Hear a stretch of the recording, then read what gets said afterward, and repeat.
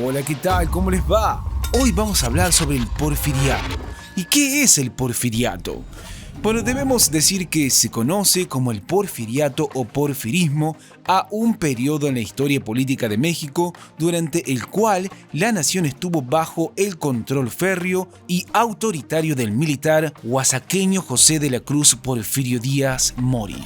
También decir que dicho periodo fue clave en el devenir histórico mexicano, especialmente como preludio a la célebre Revolución Mexicana, y duró entre el 28 de noviembre de 1876 y el 25 de mayo de 1911, fecha en la que el caudillo Porfirio Díaz inició su primer mandato presidencial y en el que abandonó el poder huyendo hacia Francia. Pero hay más para hablar y decir respecto a este momento histórico o etapa de México. Porque tenemos que decir que el porfiriato fue una etapa particularmente difícil en la vida política mexicana, dado que el único jefe político gobernó con puño de hierro la nación.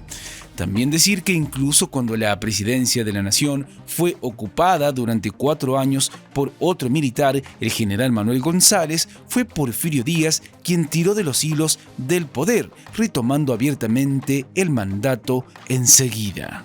Sigamos hablando un poco más sobre este porfiriato, particularmente hablar sobre sus características. Entre las características tenemos que mencionar la creación de la universidad y el pago de la deuda externa, pero también decir que los pueblos indígenas fueron despojados de sus tierras y explotados, entre ellos los mayas en Yucatán, como así también los obreros eran explotados por parte de los capitalistas, recibiendo sueldos bajos que no cubrían sus necesidades básicas para vivir. Además, estuvo marcado por el egoísmo y el autoritarismo con el que Porfirio Díaz realizó sus labores de gobierno, y también mencionar la desigualdad extremadamente marcada entre las clases acomodadas y las clases vulnerables. Otra característica de esta etapa es que se crearon caminos, carreteras y líneas férreas que modernizaron al país, pero el objetivo principal de estas construcciones era convertir a México en un importante exportador de materias primas,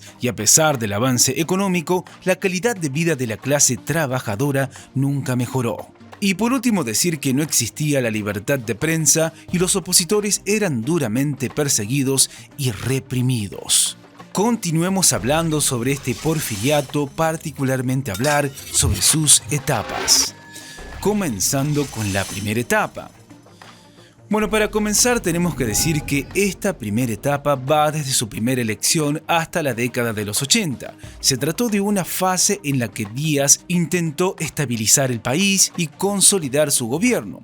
Formó un equipo de confianza a su alrededor y puso el supuesto orden y el progreso como objetivo nacional. También decir que ese objetivo no estuvo exento de polémica, ya que el porfiriato no dudó en recurrir a la violencia y a la represión contra todos sus opositores, incluida la mismísima prensa.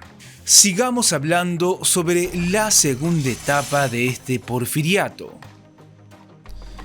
Bueno, para comenzar decir que esta etapa alcanzó hasta los primeros años del siglo XX. La economía fue la principal base del gobierno, fomentó la modernización de la minería, de la agricultura y del comercio.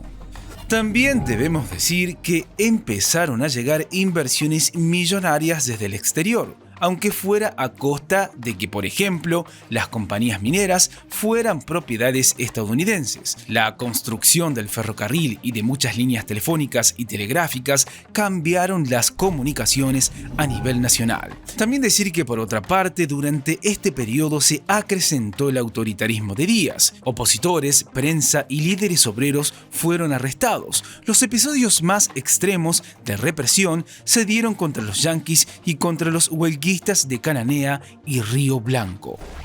Continuemos con la tercera etapa de este porfiriato. Bueno, decir que ya, aunque cada vez quedaba menos oposición política y prensa libre, el descontento social no paraba de crecer. Además, el crecimiento económico dejó de crecer, lo que afectó a muchas capas de la sociedad. Sigamos hablando sobre este porfiriato, particularmente hablar sobre su crisis. Bueno, para comenzar tenemos que decir que el porfiriato empezó a dar señales de debilidad a inicios del siglo XX. Factores como la agitación social y el poco crecimiento económico aumentaron el descontento. Por consiguiente, o mejor dicho, por tal motivo, Porfirio Díaz aparentemente dio señales de aceptar elecciones democráticas. Esta declaración animó a los opositores. El más destacado fue Francisco Madero, el cual estaba a cargo del movimiento antiporfiriato.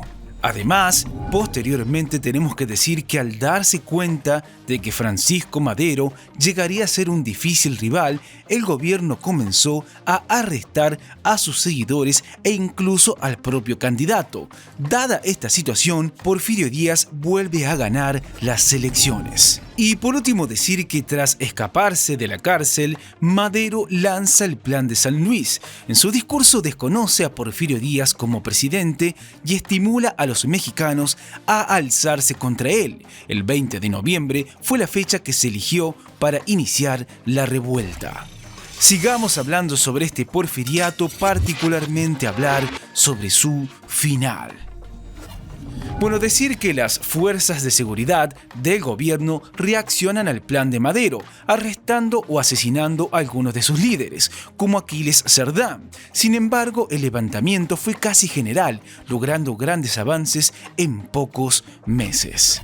Posteriormente, tenemos que decir que en abril de 1911, casi todos los estados tenían grupos revolucionarios activos. La batalla de Ciudad Juárez, con victoria de los opositores, hace que Díaz comience a plantearse su renuncia. De hecho, a finales de mayo renunció su gobierno.